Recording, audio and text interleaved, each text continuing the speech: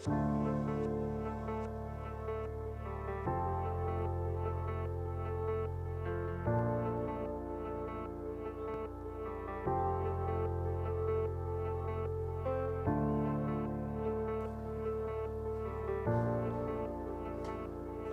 do we need a mic check?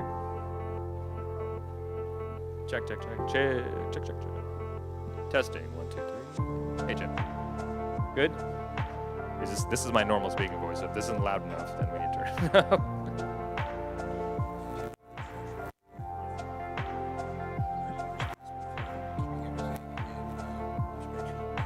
Well, in our accounting software, yeah. In our accounting software, yes. I don't. We need help. What do you need? Who needs help? I'm with Noodles Association. Okay. And I'm the treasurer. Okay. And I don't know anything about spreadsheets. You know, and it's driving me crazy. Okay.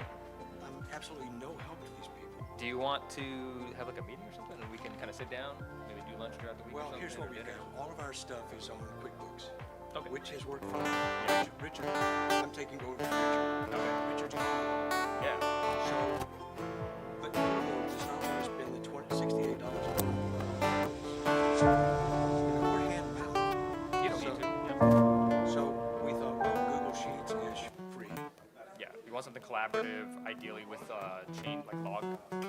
So the reason why I use accounting software is so you can audit log, basically have a chain, like know what's changed on everything.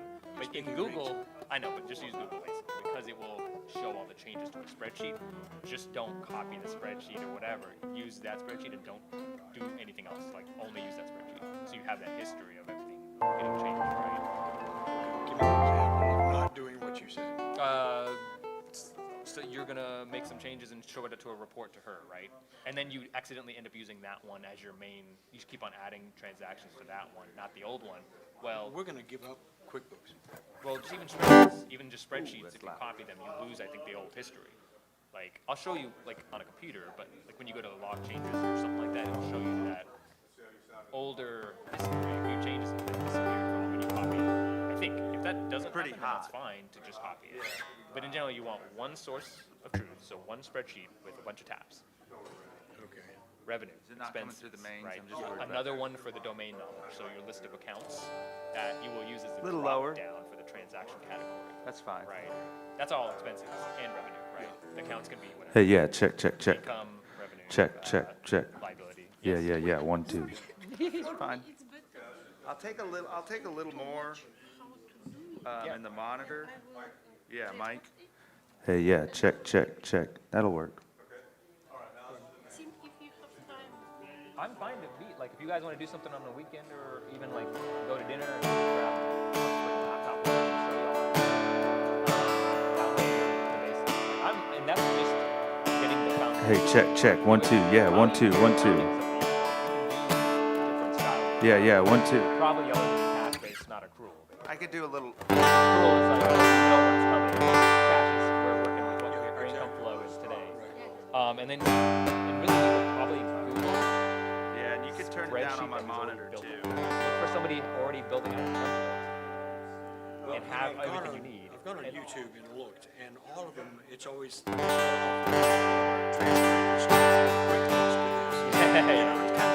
assuming I know all of this stuff, which I don't. Well, they're keeping their accounting in there because that's the when you get so many other benefits of accounting software that.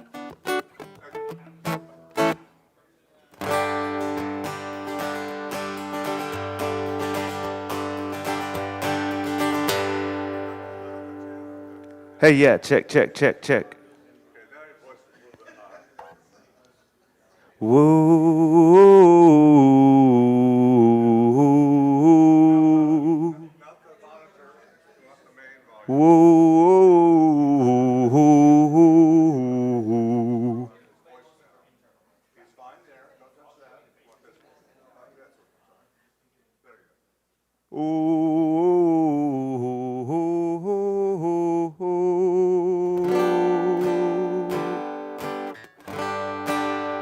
Wait a month and then you'll see. Yeah, I think you turned my voice on the monitor off.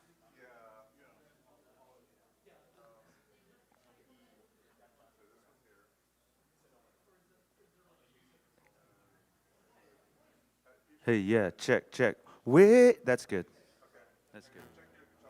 A little lower in the. Yeah, yeah. Hey, wait a month. That's good. Thank you, Kevin. Thank you.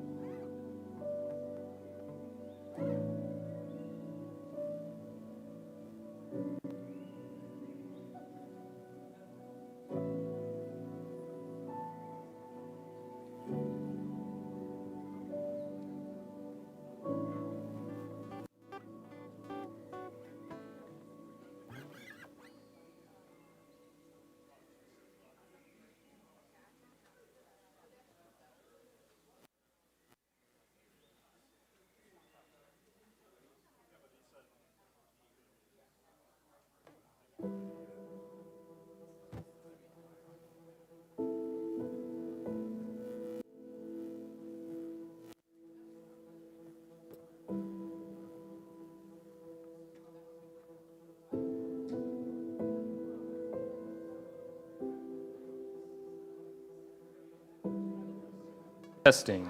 Good? Okay. Good morning, everyone. I'm going to keep a nice, lazy, slow start to today. Am I enunciating enough? Welcome to Houston Oasis. We are a secular community, proudly serving the residents of Houston for over 10 years. Our agenda today is we are going to be having a main talk from Jaime Lawson, who is a native Houstonian. She'll be speaking on climate stuff, or our green community. Oops, sorry, I just messed up something. Our musician today is Jes Schneider. He'll be playing a few tunes for us. And we will also be having a community moment from Kelly Rhodes, who will be speaking on Camp Quest. Yeah, let's go ahead and just jump into our songs by Jes.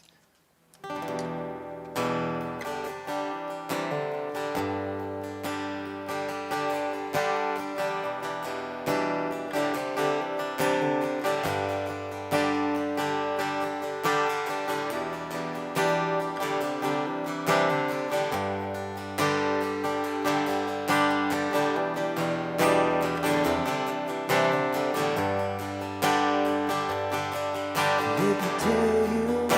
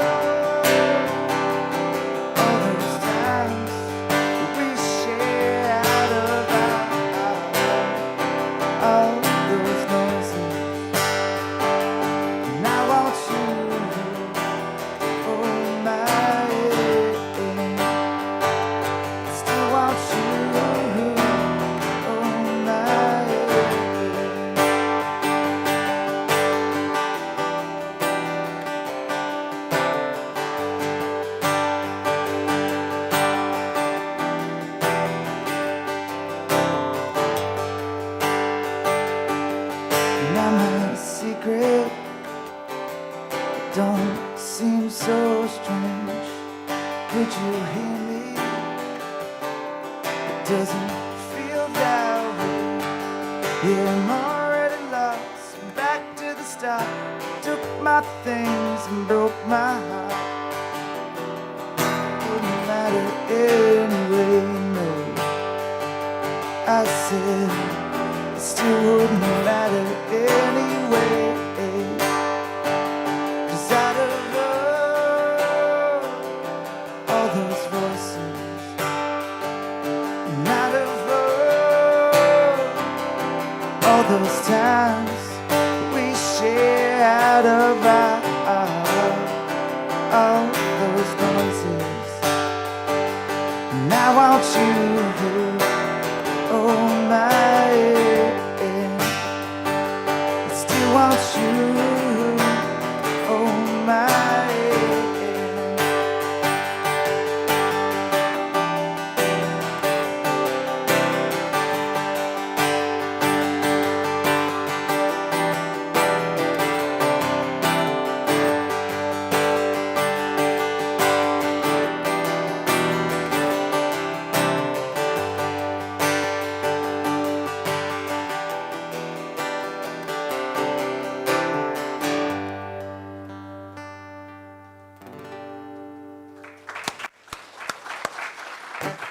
Hey, appreciate it, y'all.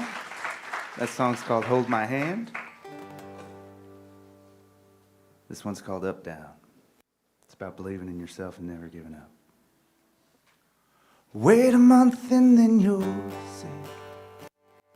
As I remind you what it's me. 100 different little ways to wrap your head around. I'll say, wait a month and then you'll see. In the middle of the night, as I lay down, I wonder why. Is my future looking bright? I'm just trying to live my life, but I doubt I do it right. We go up, down, every time, everybody's coming out. Yeah, we sing songs half-bound, watching that body move around. Take your time and watch your life, different strokes and different lights. Every night you take the burn, take it all and twist and turn. And when you walk, you trip and fall. Get back up, it's time to cry. Don't you never give on up, it's time to be some more.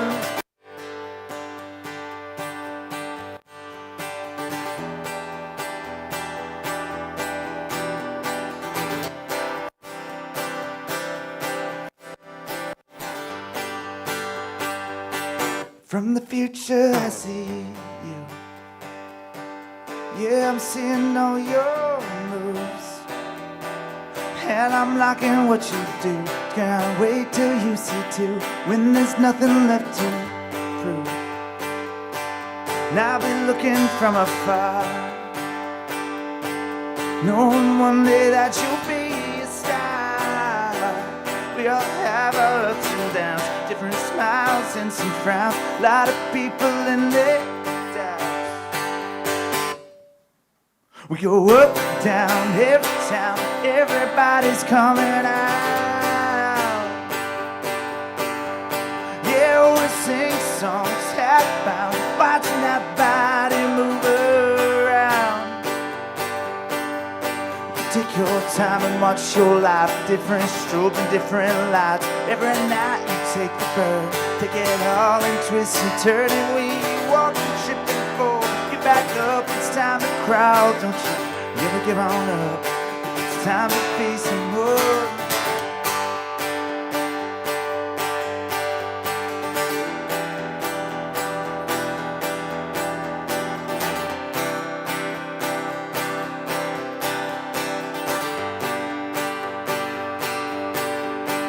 Go up, down, every time, everybody's coming out. Yeah, we sing songs half-bound, watching that body move around.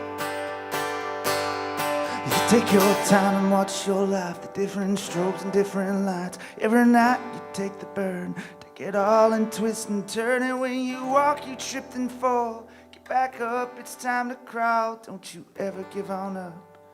It's time to be someone.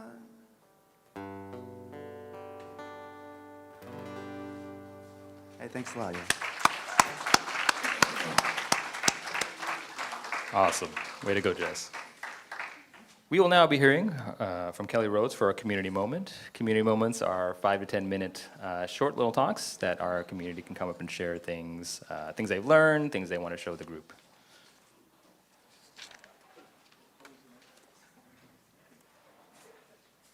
Good?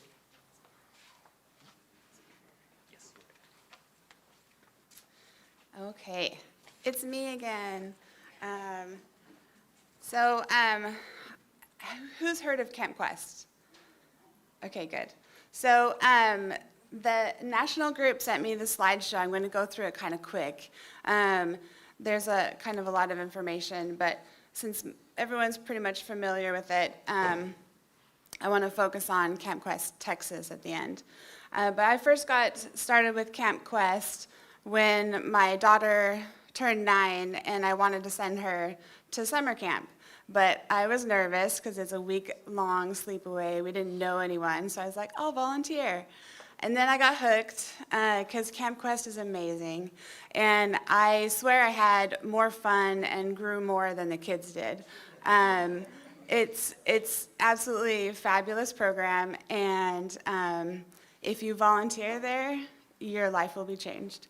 And it's pretty awesome how the kids just bond within hours. They're friends, they're learning, they're talking about serious things, things they can't always talk about with other kids because they've got this, base of understanding that they don't believe in a higher power.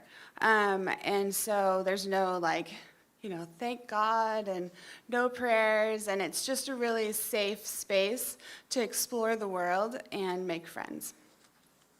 All right. I don't know how to use this thing. This way. Did it work?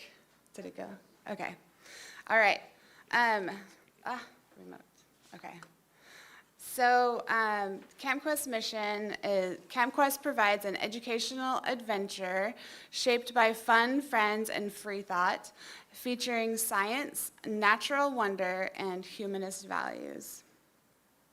And Camp Quest serves ages 4 to 17. Camp Quest Texas starts at 8. Since it is a sleepaway camp, it's about a week long. All right. So Camp Quest is putting our humanist values into action. Question, understand, explore, search, and test. All right, it was began by the Free Inquiry Group of Northern Kentucky and Cincinnati in 1996. This is a picture of their first group. They set out to create a place where kids could question, understand, explore, search, and test in a welcoming free thought community. There's locations across the U.S. There's 11 currently, and there we are in Texas. There's not many in the South, but we're here. Too bad there's not more, but you know.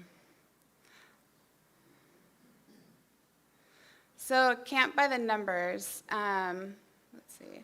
In 2024, Camp Quest served over 800 campers, 13 week-long camp sessions. Some of the camps do multiple weeks.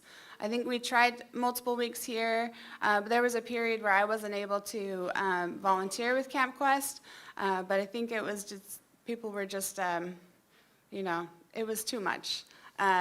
You don't necessarily have enough volunteers to get a whole new set the second time, so some people were real tired by the end. 100 plus campership recipients, 50,000 plus camperships awarded. So when you sign up to go, you can request financial aid.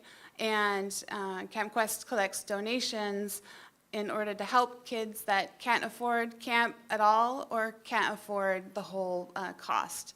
Currently, it's $900 for the week, which is a great deal as far as a week-long summer camp goes, but it's a lot of money at once. And so if you sign up early, you save $50, which is currently the deal for Camp Quest Texas.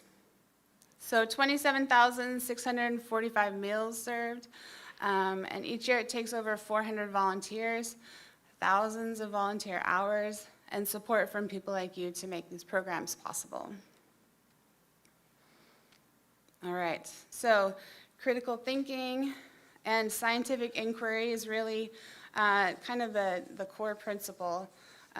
They're able to go out and explore, go hiking, fishing. They'll do all sorts of science experiments. It just depends on what the volunteers are interested in teaching, and then that will be taught. One year I did like a first aid class, and there was another person who did theatrical makeup. So there was like a theatrical makeup, and then those kids learned how to like make wounds and injuries, and then my kids who learned first aid, they went and like, you know, took care of these injuries and wounds. It was really fun. So the sky's the limit. Whatever a volunteer is interested in doing, you know, we can make it happen. For example, there's a baking club at Camp Quest, Texas, out in, you know, summer camp at Possum Kingdom Lake. Who would be thinking about baking? But somebody's really passionate about it, and so that's one of the offerings. Free thought heritage, we'll talk a little bit more about that in a minute. Nature appreciation, you know, all sorts of bugs and critters and snakes and lizards, and somebody knows all about it. And so it's fun to hear from even the kids who are excited about sharing their knowledge. Worldview awareness, being around other people from other experiences, that's always helpful in having a broader worldview. Humanist ethics, there's, you know, stronger than encouragement, I would say, but you really have to play nice, play fair. You know, unkindness is not tolerated. And it's a very welcoming community. LGBTQ plus inclusion is a really big deal. So it's just such a safe space for these kids. And of course, recreational activities. And we'll talk more about that in a minute. So some signature programs that Camp Quest has. One is the famous Free Thinkers. At Camp Quest, Texas, we call it Moment of Science. And so we have that like at mealtime in lieu of a moment of silence. So we learn about the different free thinkers. Some examples are, let's see, Jane Goodall, Alan Turing, Meryl Streep, and Charles Darwin. So the kids just learn about these important figures. And another program is called Socrates Cafe. This one always amazes me, what the kids will bring up and we'll talk about. Socrates Cafe is a facilitated discussion circle focused on a big philosophical question. So the kids may come up with the questions. Usually whoever is, oh, okay, I don't know what I pushed. There's a different screen. So some of the questions they used last year were, how should school districts manage cell phone use during the school day? In your opinion, what is the worst invention ever? And how would immortality change our world? And why do people want us to think like they do? So it's really interesting to hear the kids' discussion points about this. And it kind of prompts them to like think in new ways. Now I don't know what I did. Now the clicker's not working. I broke it. Right now? Yeah. Don't trust me with technology. Okay. So this is a quote from a volunteer. I volunteer with Camp Quest because it gives me a sense of hope for the future. I see all these kids with the same ideals as me, and I get to be a part of shaping their future. It's definitely how I felt when I was there. So I was a counselor for 2 years in a row, and then I was on the clinic staff one of the years. And then they moved location, and I couldn't go anymore because they changed the month they had Camp Quest. So I haven't participated in the kids' camp since 2016, but I'm going to be on the clinic staff this summer. I'm very excited. Johnny and I went to grown-up Camp Quest a few weeks ago, and it was awesome. So next year you have to join, Rachel. I see you over there like all jealous and everything. All right. Humanist values and action. So humanist values guide Camp Quest.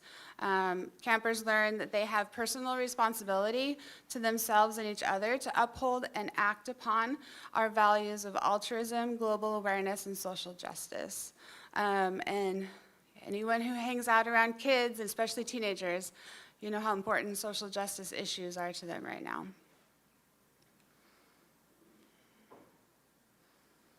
Camp Quest ignited a confidence in my son that was immediately noticeable the moment I picked him up from camp the first year. It definitely makes a huge impact on every kid that goes. The change generation. So it's more important than ever for camp to help children form friendships that give them opportunities to develop skills and hobbies, and to provide a safe place for authentic self-expression. You know, the kids are our future, and hopefully, you know, with programs like Camp Quest, we can help to kind of guide them into leadership positions. The kiddos that are, I think it's 16 and 17, maybe 15 as well. They have a counselor and training program. They call them the Phoenixes, and they teach them leadership skills. They actually help out with the younger kids at different points during camp. It's a great opportunity to teach them how to, you know, lead. A special kind of thought process and action is needed if we want humanist advocacy efforts to continue into the future. The humanist and atheist movement must broaden itself to reach non-theists of all ages. So Camp Quest is open to anybody. You don't have to be an atheist, agnostic, skeptic. You can be Christian. In fact, I think my daughter was identifying as Christian when she went. She was not afterward. She was full-blown atheist. But, you know, there's kids that come from, like, mixed homes. They have one parent who's religious, one parent who's an atheist. And so they send them to camp to, like, learn more about, you know, more atheist-sided things. And and I never saw any, like, persecution or anything for anyone who had a different belief. The kids were really good about just sharing their ideas and just talking about it. In fact, Camp Quest is at a YMCA campground, and it's run by YMCA staff. So, like, the food it was prepared by YMCA staff. All the activities like zip lining and canoeing and all that are run by YMCA staff. So it is interesting sometimes, the conversations.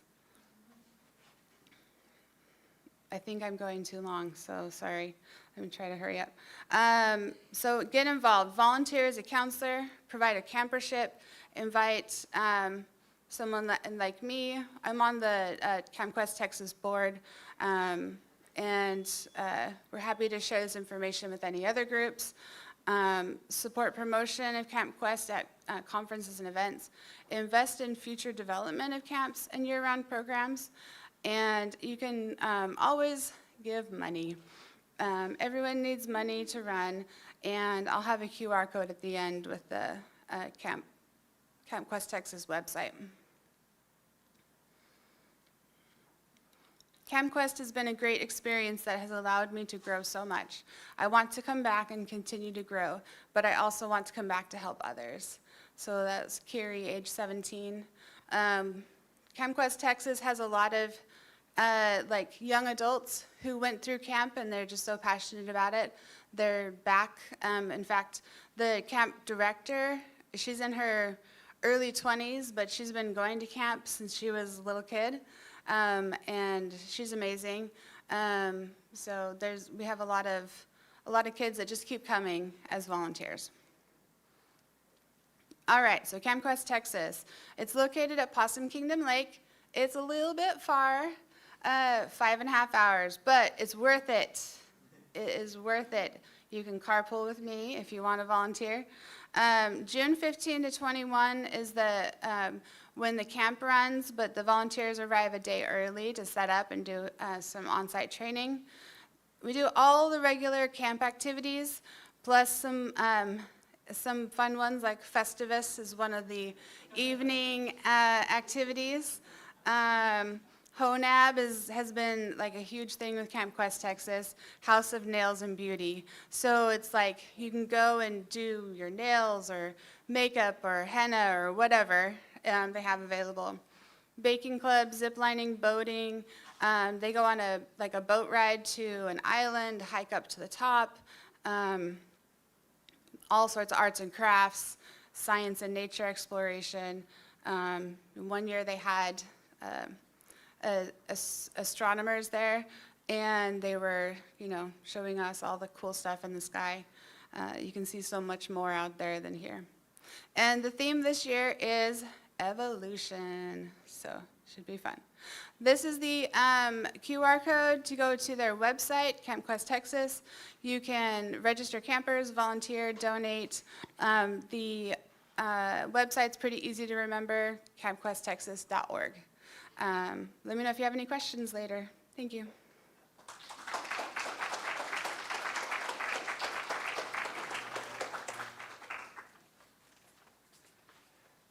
Thank you so much, Kelly. CamQuest is very important because there are not a lot of secular programs for the next generation, so it's important that we support them if we can. If you have kids, that's probably where you want to send them to camp.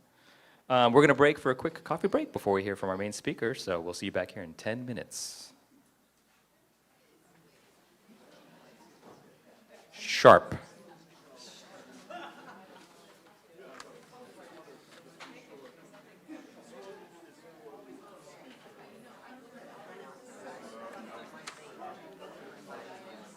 Let me show you what you got, and then I think you're good to go because we already got the presentation is.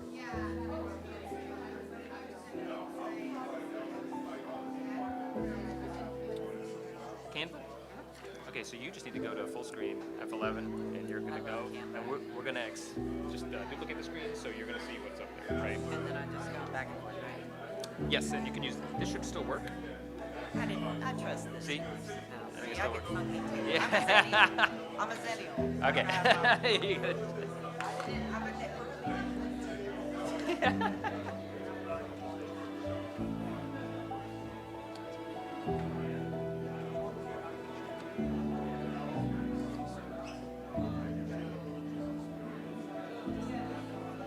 Water right here, is it okay?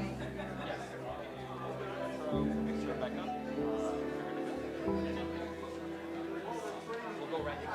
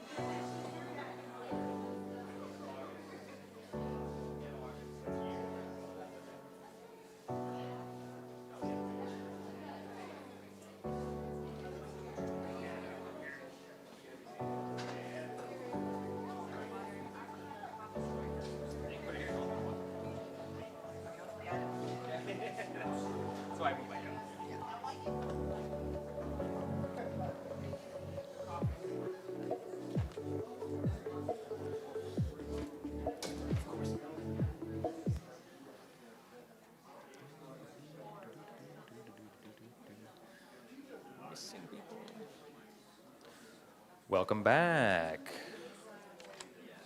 Are we live? Yeah. For our main talk today, we'll be hearing from Jaime Lawson. She's a native Houstonian who grew up in the Alief area. She's been involved in Houston's green community for over 14 years, with 1.5 years as the Houston Green Film Series Liaison for the United States Green Building Council Emerging Professionals Committee. Her presentation today is titled Climate and Environmental Work in the Greater Houston Area Through Coalition Building. Help me welcome Jaime Lawson. I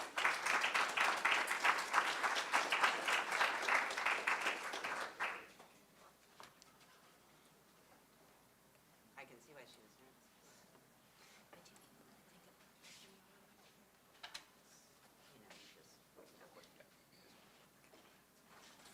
nervous. Good morning. I don't need a mic to be loud. I'm always loud, so if I'm too loud on the mic, let me know. And I just drank more coffee, and that was probably a bad idea. I will lose my train of thought in the middle of a sentence without the coffee. Okay, that's weird. I understand why you were nervous about this. I'm Jaime Lawson. I am from the Houston Climate Movement. I do the community outreach chair, and this is our lovely banner. As you can see on here, these are the UN climate and sustainability goals that are listed here, and I'm pointing that out for a reason. And the reason is there are a lot of people working on a lot of different issues. All of them are climate and environment issues, every single one of them. And that's something we're working really hard to reframe. Whatever is going on in your life is going to either help or create a barrier when some sort of disaster, changing weather, food cost goes up, unavailability of supplies, what have you. We are all affected by that. We all live here. So any of these things here, these are the things that we work on. These are the goals. So yes, kids are a big part of that. Ooh. So what we are is a coalition of concerned citizens, activists, community organizers, NGOs, so trying to be better with acronyms, non-governmental organizations like nonprofits, and climate and environmental experts. And we work to build resilience, and I'm starting to say sustainability because resilience means bounce back, right? We're always talking about resiliency plan. Yes, we want to bounce back, but we eventually don't want to have to bounce. Or we want what we're standing on to just kind of move with it, right? You know, a little bit. So that's what we do. This is our current steering committee. We are a lovely bunch from all over here. Guess I'll tell you who people are. Maybe it's kind of a secret. The first person is Hermana Bañez. He works with our governmental affairs. PK McCary, she's with our Creatives Council. That one lady, I don't know who she is, but she kind of looks like me. That next lady is Pastor Deb Benario Martin. Funny thing is she's a Quaker, not actually a pastor, but she was nicknamed that by Mattress Mac, so she decided to go to Universal Life Church and take it on just to kind of give you a right back at you kind of deal. She is a firecracker and amazing. That woman's been on palliative care for 12, 13 years. She does all her work from home, saying things like, you know what, kids in trailer parks deserve green space too. Yeah, so they know who she is. The next is Jada Igbo. She is the chair for our Youth Climate Council. She is a high school student at the School for Law and Criminal Justice right over off of 288, about to graduate. She's going to start a nonprofit working with foster children. The next is Juan Mancias. He is chair for Estocna, or their colonized name, which is the Carrizo Comacrudo tribe of Texas. If you've ever heard about the tribe down on the border fighting LNG, fighting the border wall, fighting to protect the cemeteries, that's them. Where SpaceX is taking off of their Boca Chica Beach is the birthplace of their tribe, and they're not allowed access there. So I think I don't know why I'm out of breath. I was staying in this arena. It doesn't really make sense. So I'm just going to kind of like prank call y'all over here all day. But anyways, and they're actually in a suit against SpaceX for that right now. But I think it was a year before last would have been his mother's 99th birthday, and he always goes down to the beach in celebration. He wasn't able to gain access.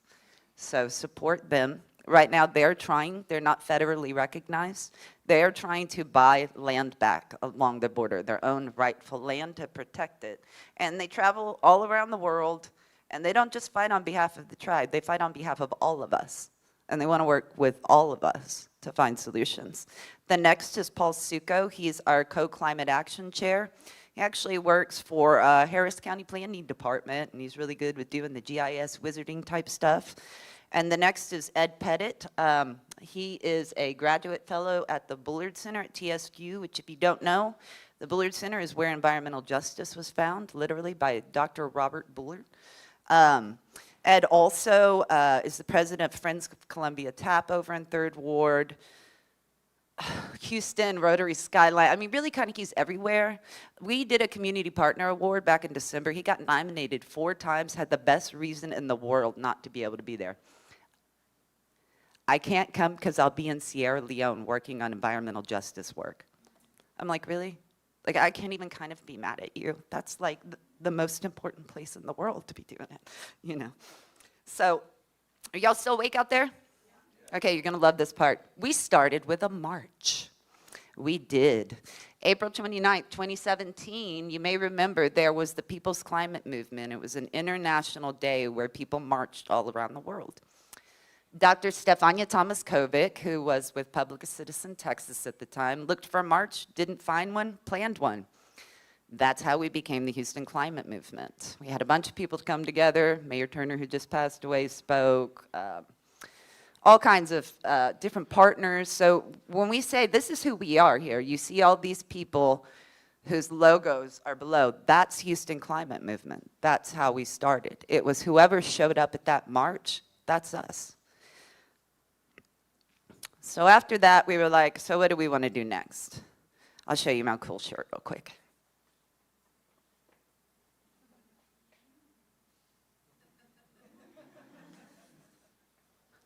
I don't have a butt.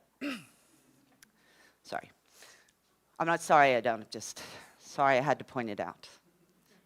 Not really because you laughed. Okay, so what we did is we decided we were going to pressure the city and Mayor Turner to commit to creating a climate action and adaptation plan. And he didn't like it. Mayor Turner and I had a very interesting dynamic with one another. He used to get up and walk out every time right before I spoke at City Hall. And his sustainability director didn't believe me till the next time I came and spoke, and he did it. So she called and asked him to come back down, and he did. It's funny. So he was really mad. He didn't want to commit to it. Now, I want you to remember, Mayor Turner was the climate mayor, right? This was one of his big things. So we did a big town hall with Union of Concerned Scientists. Ed Emmett came. Poor Ed. Turner didn't show up, and everybody was mad at Ed, but Ed got everything for the city and county, and he's going, I can't do anything about your trash. I don't have anything to do with that, right? And yet, he's the cutest little Keebler elf I've ever seen in person, by the way. And he really does look like the Keebler elf. So we did that. He didn't come. So instead, what Mayor Turner did was sent a video to publicly announce that he was committing to creating a climate action plan. So it worked, and we all worked on it. Here's the town hall. Poor little Ed Emmett sitting there, getting beat up on by everybody. Here's us at our first stakeholder meeting at Houston City Hall. There were people from everywhere. And so when I say we worked on it as Houston Climate Movement, at that point in time, we weren't a steering committee, we weren't a leadership, we were a coalition, and this is what we were doing. And if you can believe it, with my melanin-lacking self, I was the equity lead for the 4th largest city and the most diverse city in the country. And it's because I'm a rabble-rouser, and I'm not afraid to make people uncomfortable. In fact, I kind of think it's fun. Because you can freak out and leave, and then we'll get to work, and you go do your homework somewhere else, and then come back when you're ready to talk about it, you know. So I was banging on the door saying, what about equity? What about equity? What about equity? What about equity? And then they finally called me in, and they were like, what about equity? And so then they put equity leads on all of the working teams, and they asked me who should go on them, and I knew the people that were in there. And so for transportation, for example, she just passed away a couple months ago. Miss Janice Scott from 5th Ward, known as the bus lady, who became famous for fighting Metro trying to end her bus route on Clinton Drive, and she wasn't going to have that because she loved going to Rice University to see all of her programs. And she was one of the co-founders of Link Houston, which is a transportation advocacy group. Those are the sort of people. So yeah, I'm proud of that, and I think it's funny. And yes, I say melon and lacking every time because it's funny, and it makes people uncomfortable. Yeah, and I like it. All right, so we do some different things. I'm not going to take too long. This was a couple years ago. This was a city council candidate forum we had. This is Herman. He and his group worked on the building code reviews. Local municipalities have to, every few years, adopt a new version of the codes. And so he went through that with them, and there he is speaking at our lovely city hall about it.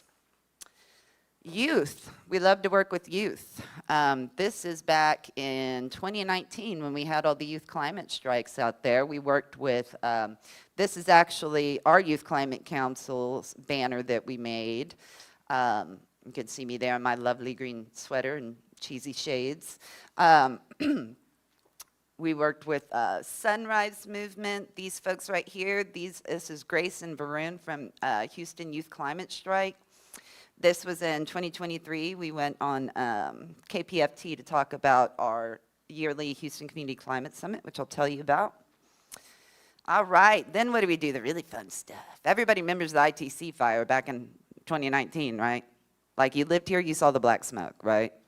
Where it's like 7 or 8 of 12 huge storage containers in Deer Park at the ITC fire caught on fire and burned for days. And we were at the forefront of a coalition of people that came together immediately. We were doing press conferences. We held town halls. We went to Harris County Commissioner's Court where they decided historically to sue ITC. We went to the state. Ron Reynolds spoke with us. There you can see him right there. And that was us wearing masks before it was cool, just so you know. We're like mask hipsters. I'm a zennial, not really. I was a not hipster before it was not cool. Okay, another one was the TPC explosion in Port Neches later that year. This is a picture I took. This is a playground that is in the library parking lot. And behind it, there's a parking lot, and then there's all the ball fields. Directly behind that's a refinery. That's where the explosion happened. In the middle of the night, it exploded. There was another explosion later, but in the middle of the night. So we went down there, we held town halls, we worked with a group out of Port Arthur, my good friend John Beer Jr., with Port Arthur Community Action Network, Pecan. How cute is that, right? Here we are where we went to the governor's office to go speak with one of their policy advisors and budget advisors, and this is me. I like to sit there and I like to wait till the end, and then I pull out the shotgun and I'm like, here's my questions. They said, we're going to give small business loans to people that had damage, you know, with low interest. And I said, oh, okay, so let me ask, who's going to pay the payments and the interest for that? Because it seems like me, that's an undue burden on these people to no fault of their own. And they're like, that's a good question. We'll have to get back to you on that. They didn't, but you have to ask and you have to make noise about it. All right, here's us excited. This was Earth Day year before last. We had our new banner, and we went to Discovery Green, and we did a fun little flash mob where we all walked out around. Our new motto has been, we are #Houston Strong. Because what that means is when there is a disaster, and it means # whatever strong, New Orleans strong, wherever strong, you know, it's the people. It's the people, it's the community, it's the activists, it's the church, it's the nonprofits, it's the universities. Those are the people that come out. That's what it means. It means that when it comes down to it, we've got each other. And we don't care what you believe or what you look like or who you voted for when it comes down to that. It's, do you need a hand? Come on, you know? And I'm very political, so don't think I'm trying to be like, I'm just not talking about that right now. Here's our youth. We love our youth. I love this picture so much. Look how proud they are of their posters.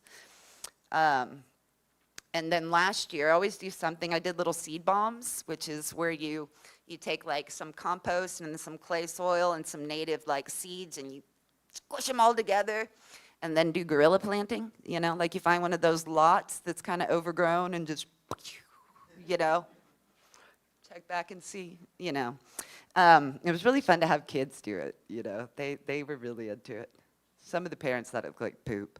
I told them it was, and then it wasn't, and they still didn't believe me. So this was on Sunday. We just recently, every year here, there's a Sarah Week convention, which is the big international oil and gas and energy. Yeah, so, you know, we're there, just on the outside, doing other things. So we got to be a part with Texas Campaign for the Environment, did all these events. It was amazing. On Sunday at Discovery Green, this huge festival just full of all kinds of people singing, dancing. We had the line dancers out there, you know, with the hats, you know, doing the ch-ch. They tried to, I'm a white girl from Alief and I know my limits. Okay. All right. I get out there. I like to do speaking engagements. This was speaking at TSU. This is a really long title for an event. It was the 5th annual FEMA Higher Education Collaborative Summit. And we were the only grassroots group invited, so that was pretty awesome. And then from that, I also got to speak online to the John Lewis School of Public Affairs, a grad and class in nonprofit management. So that was fun. And I am proudly queer with a capital Q. And so this was our first Pride that we got to go out and march. I was really happy about that. Whenever we can, we do. We usually kind of just try to march with somebody else. My friend Ethan Michelle was running for office. And so we marched with them. We also do film screenings. We have a quarterly one. We haven't done one this year because we're trying to kind of revamp it, but we do all kinds of different topics. This particular one was made by Hip Hop Caucus Films, and this was a 3-part series, and this particular one focused on Houston, so we had some of our local activists in it. These lovely people, they look so engaged, don't they? At the end of the year, we usually do some sort of just get-together. Something, you know, casual, what have you. Oh, there's Ethan Michelle right there in the front with the little mohawk and the glasses. Aren't they the most adorable? Pocket size. Then here is 2023. There's Ethan Michelle again. And there's my good friend John Beard. Look at that smile in that hat. I'm telling you, if you look up John Beard and climate, you're going to have a lot of things to look at. All right, last year, so Juan, the tribe was like, let's do something fancy this year, but let's make it a fundraiser. And I was like, I don't just want to ask for money. Let's do something for the community. So we'll do community-voted community partner awards, right? And then we'll raise sponsorships, we'll pay for that, and then people will buy tickets. We went under like $250, but it was a really good event, and the community loved it. And we really needed it. And there are so many amazing people represented in this picture right here who have been doing work all around Texas, all around the Gulf Coast. There's one organization here, TEJAS, Texas Environmental Justice Advocacy Services. They started over 20 years ago in Manchester, and Juan Parras, who started them, Juan and Ana, he was the first Latino on the board for Greenpeace, and he's the father of fence line environmental justice. All right, we also do, how am I doing on time? Okay. We do a yearly Houston Community Climate Summit. So before I joined the Houston Climate Movement in 2017, beginning of June, that dude said he was gonna pull out of the Paris Climate Accord, and I was like, psh, it's not good enough, but still, you know?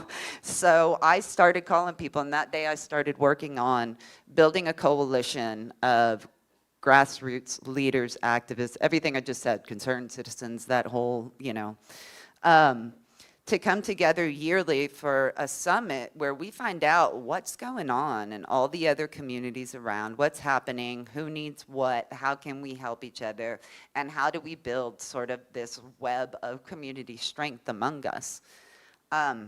my dream came true for the first time in 2022, and so this is the first summit here. And we had some breakouts. This one right here is P.K. McCary from our steering committee and John Bunchy-Creer from the Black Panthers and Rainbow Coalition. They're doing a breakout on racial healing. So see, this is at a climate summit. All things are climate and environment issues. Our second year, we had a graphic illustrator, which was really cool, and she caught a lot of this stuff. Every year we changed it based on, you know, feedback, but we build it with other organizations, and everybody, including anybody in this room, is welcome to come be a part of that in any way that you can, because it's built by community for community. Here's some of the breakout groups here. There's a lot of power here.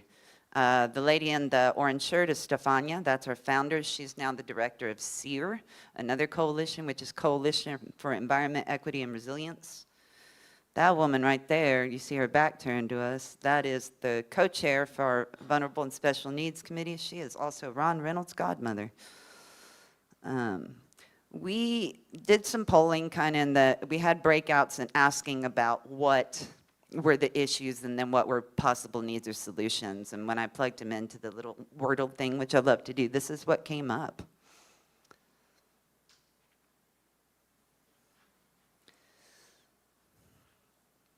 And these were solutions. What's the biggest thing you see there? It's everything.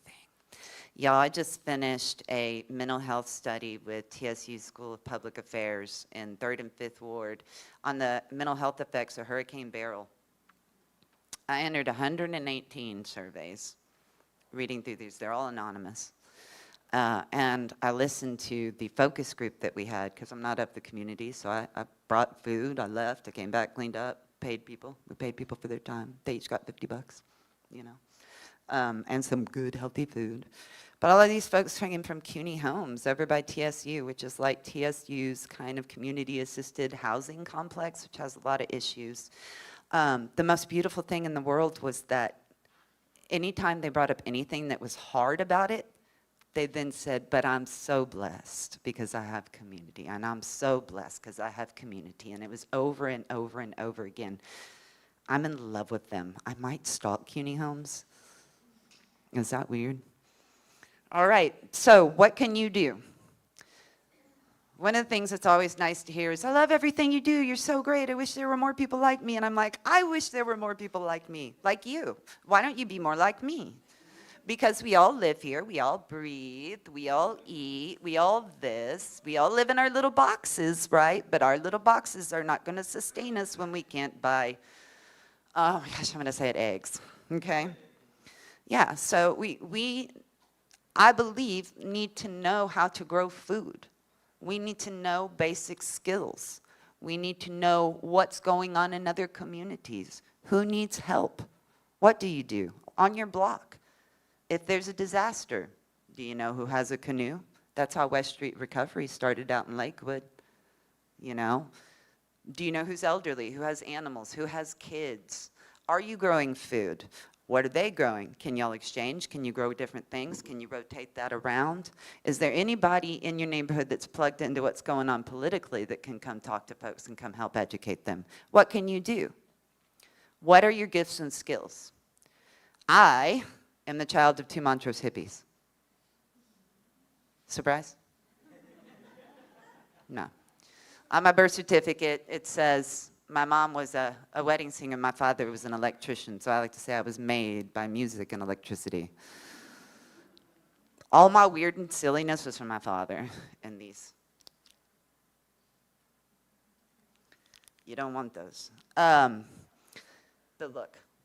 glare. She's like, what? I didn't see it. It's okay. You don't want me to glare. It's good. You don't know this. My voice, I can go up and talk to anybody. I can get up, I can speak in front of hundreds of people. I can dance and run around and do what I can be polished, but I don't like to be polished. Y'all want me to be polished? When y'all be bored right now, because like y'all been laughing and stuff. So what are your gifts? Whatever they are. Are you an artist? Are you a teacher? Do you garden?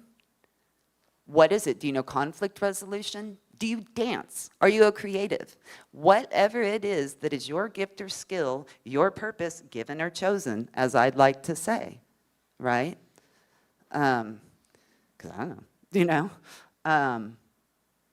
What are they, and how can you use those? And then my other one, I can walk up to anybody and talk to them, just like my mom, my grandma. They're from Birmingham, by the way.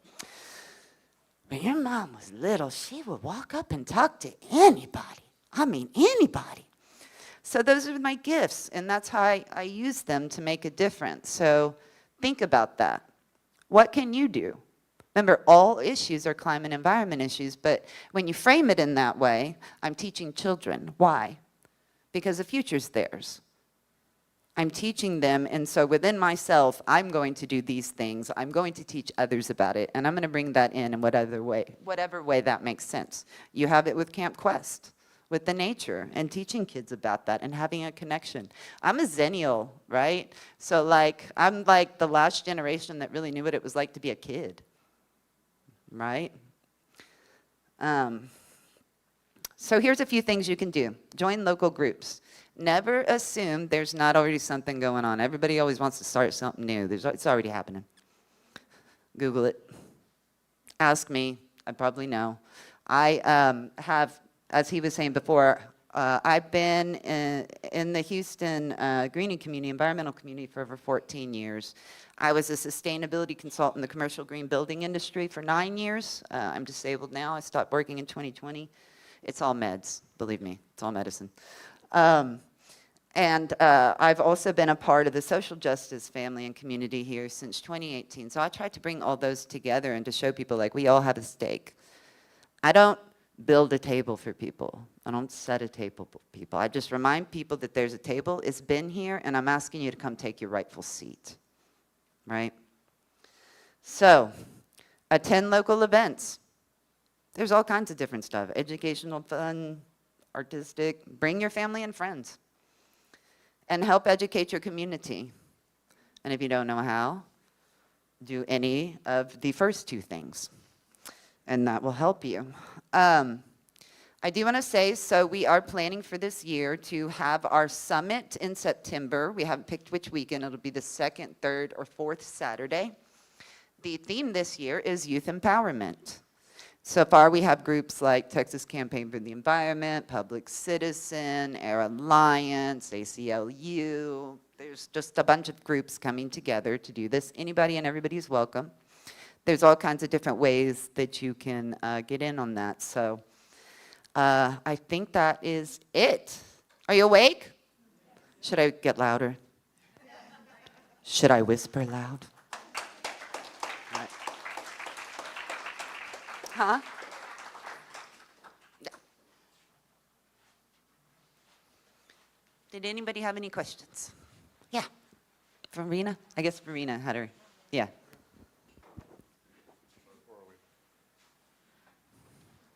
I'll walk around like a talk show host.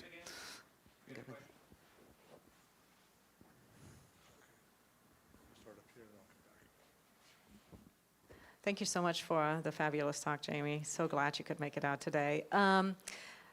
You mentioned earlier that you were working with Mayor Turner. Obviously, we've changed leadership in the city of Houston. Are you working with the new mayor? Because he's taken a very different approach to a lot of different things. So if you can talk a little bit about that. So the climate action, so Houston has a mayor-strong city, right? So the climate action plan was always up to the mayor. It didn't have to be passed by anybody, whether he implemented it or not, was always up to him. And he did do stuff. But we kept, there's still 1,000 trees that we were promised were going to be planted, We're still after that. We want trees. It's hot, too much concrete. When they came in, they did contact us to talk about and see about going forward. They're not going to do it now because HGAC, which is Houston Galveston Area Council, and HARC, Houston Advanced Research Center, who HARC did the data for the city plan. They got a huge amount of money, and they're doing a regional climate action plan now. So we will be working with them on that. I'm going to be banging on the door. I get loud, real loud. No, no, no, they can't get rid of us. I mean, we are, yeah, it's in our bones. Good morning, Jamie. I really enjoyed your presentation. Thank you for all the work that you do for the environment and trying to push our politicians to have more environmental sustainable policies. But there is something I feel like that environmentalists need, particularly here in Houston, need to address. The fact of the matter is that the oil and gas industry is a huge employment here in Southeast Texas. Everything from accountants, engineers, lawyers, and then in those like in Port Neches. I grew up in the Beaumont Port Arthur area. That's a huge employer. A lot of people have good paying jobs. And obviously these are not the multimillionaire, billionaire investors. These are just regular lay people.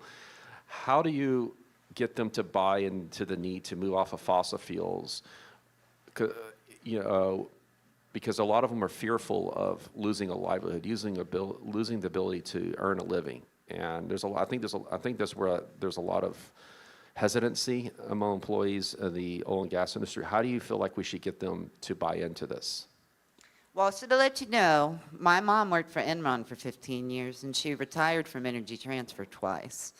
So I get it. You know, she was a single mom in Houston without a college degree. You know, this is Houston. So we get it. And a lot of people in the movement are actually in oil and gas. People come, they want to transition. There's actually the guy, his name's Oscar. He is the assistant director of energy transition and sustainability for Shell in America, has reached out to us, has been to our things. So they want to talk to us, and I think we have to have a talk at some point. Here's the thing. We have to meet people where they're at. That's part of the language. You didn't see any doom or gloom. You didn't see me hammering anybody over the head or talking about this or that, or EVs, which is a false solution, plastics recycling, which is a false solution. They're not recycling it. Only 9 to 10 cents World War II % of plastic has been recycled, just so you know. Don't buy plastic. Buy the cans.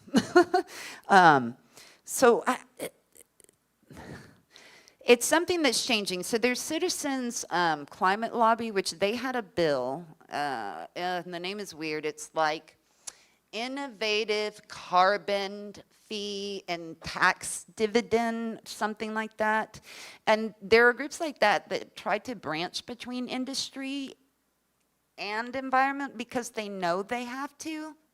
They're also going to start going on to like bioplastics and all this stuff because plastics is their lifeline coming out of fossil fuels. You can't do anything about them up there. But what you do is you make a place that has a variety of different ways that you can get involved, that shows you different ways that you can communicate with people.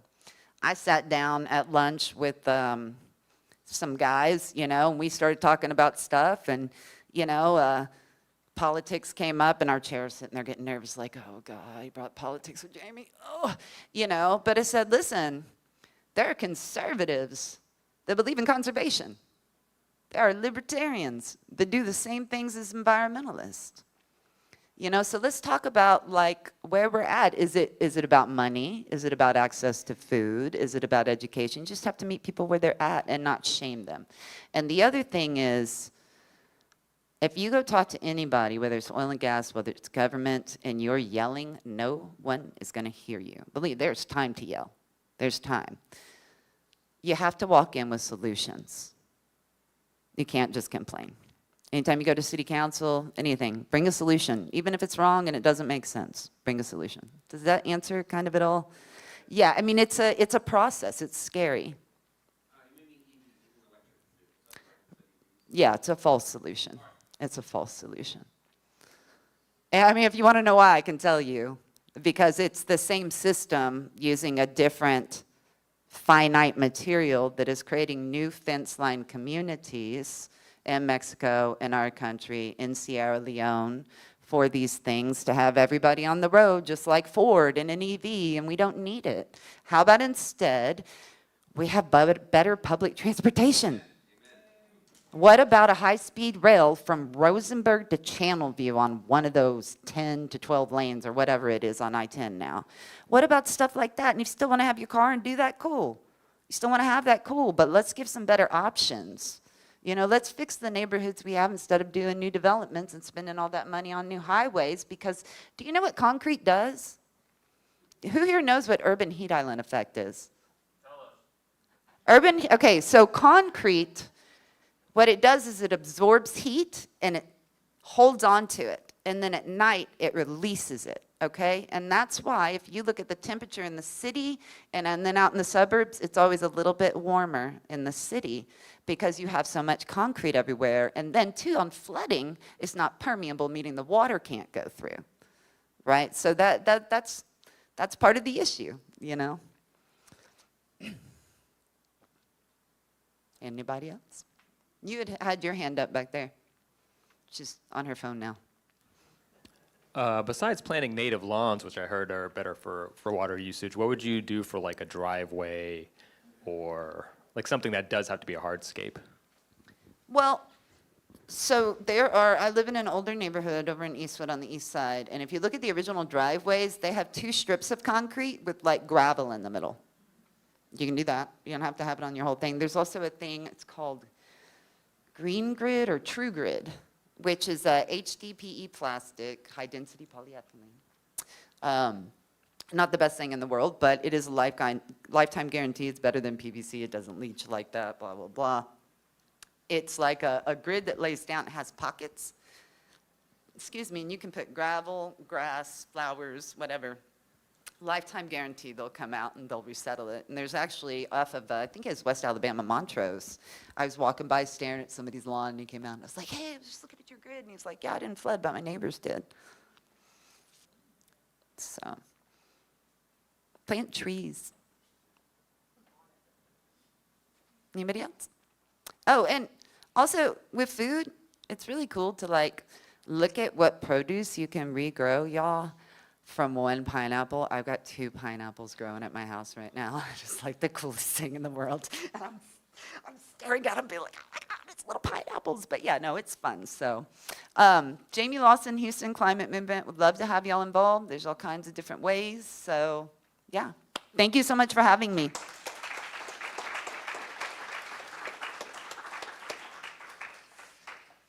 Thank you, Jamie. That was amazing. Let me go over some announcements for the next week. Upcoming, we have Blues Night on Thursday, March 20th. The Big Easy, Stephanie Pepping will be playing at 8:15. Our Oasis board meeting is this week. If you are interested in joining, there is a Zoom link on here, but email the board if you need it and we'll get it to you. Book club is on Friday, March 21st. They will be talking about L'Inde à Paris. I have no idea. My French is terrible. 1937 by Vigila Joshi. Light refreshments will be provided. Email Ted, Theodore@HoustonOasis.org to RSVP. This coming Saturday we will be volunteering at the Houston Food Bank. This will be, yes, I hear some claps. At 1 to 4 o'clock. Do they need to reserve for that? If you go to HoustonOasis.org/events, we have a calendar. Scroll down to the calendar, you'll see it. Go down to Saturday, click on the event, and there's a link in there that you can click to reserve your space. It's very, very important to reserve so we know how many people are going to be coming for our volunteer events. It's on Meetup, it's on Facebook, everywhere. What's that? And on Blue Sky. Ooh, who's on Blue Sky now? It's fancy. It's a new thing. There you go.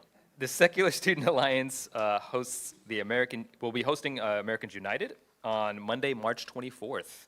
This will be at the Bruce Religion Center's Meditation Chapel on the UH campus from 6 to 7:30 p.m. It'll be a talk with Nancy Friedman, the president of AU Greater Houston chapter. So get out there if you can. If you have youngins and they are of that age, SSA is a good organization to get in touch with. Next Sunday, oh, by the way, yeah, all of our events are on Meetup, or if you go to I have a link up. Meetup, Facebook, we post them all there. So easy to keep track of, get involved with and keep in touch with all of our events. Next Sunday, March 23rd, Mariana Sokol will be our musician. She's a board-certified musical therapist. What? Oh, she's going to be speaking? What? Saw the name and I was like, she's a musician. No, she will be presenting Music Therapy, a Career and Calling. And our musician will be Tranchilla and Alan, who will be performing a variety of country, folk, Americana, ragtime, blues, and originals and covers. Next week is also BYOL potluck. Please try to bring some food. If you can't cook, just run by the grocery store, pick up one of those deli things, or just order lunch for yourself if you have special needs. Am I missing any events upcoming? Looks like we're good. We're gonna close out with some songs from Jes.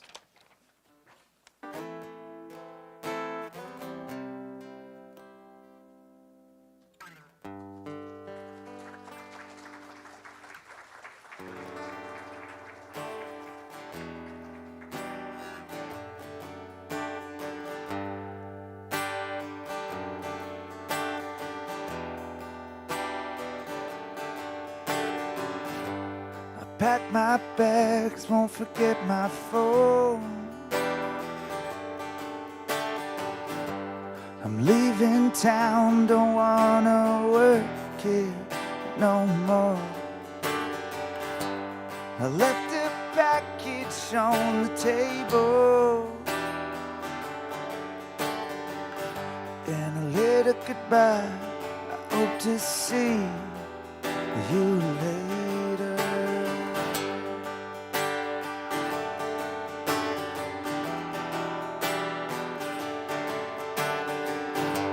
I've got supplies to last the week,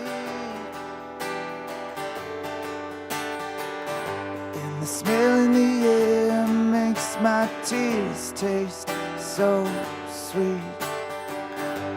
If I sing down now for a while, it's 'cause I'm running around and I have been so tired. I never knew if you'd always be there. I never knew how far I could run along. I never knew I would feel some sorrow, but I've been waiting my whole life. Let me see your true colors. Let me see your heartbeat. I wanna see it shine on you, right on through your skin. It's like a wave that's in the ocean, on a melody sea. Let me see your true colors. I wanna see your true colors.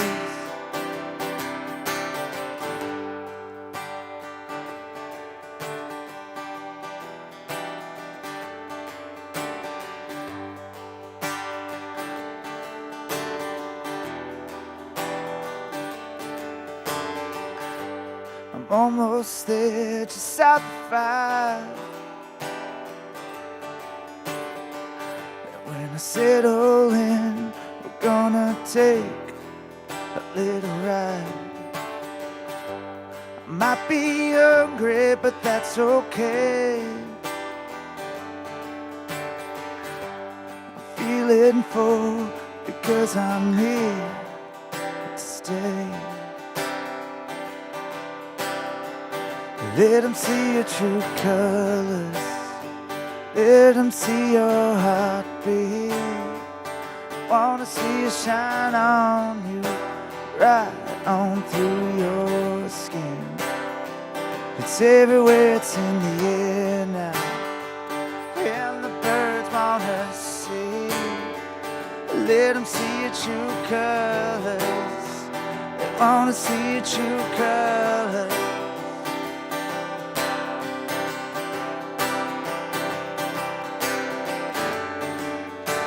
No matter how far I've come, it won't matter if you're here and there.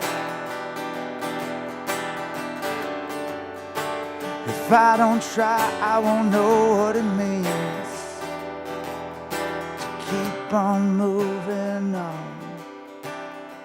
Keep on moving on, let them see your true colors. Let them see your heartbeat. They wanna see it shine on you, right on through your skin. It's like a wave that's in the ocean, all the melodies here. Let them see your true colors. They wanna see your true colors.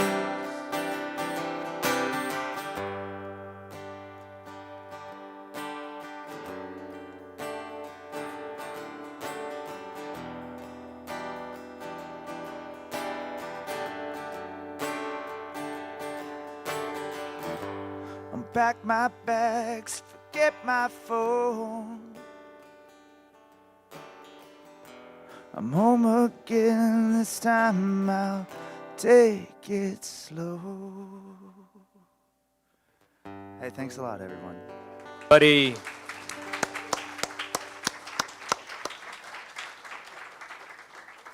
All right, final announcement. Lunch today will be afterwards at Cooking Girl on 414 Travis Street. You can head over there and continue the conversation with your fellow Oasians. For all the folks who have been donating to Houston Oasis, I appreciate it. If this is a community that's worth value to, go ahead, look on the back of your bulletin there, and there's some other ways to give. We appreciate all the help, and it goes towards renting the spaces, hiring the musicians, and just generally supporting our community. So go in peace for the rest of the week, guys. Thank you so much for coming. The end.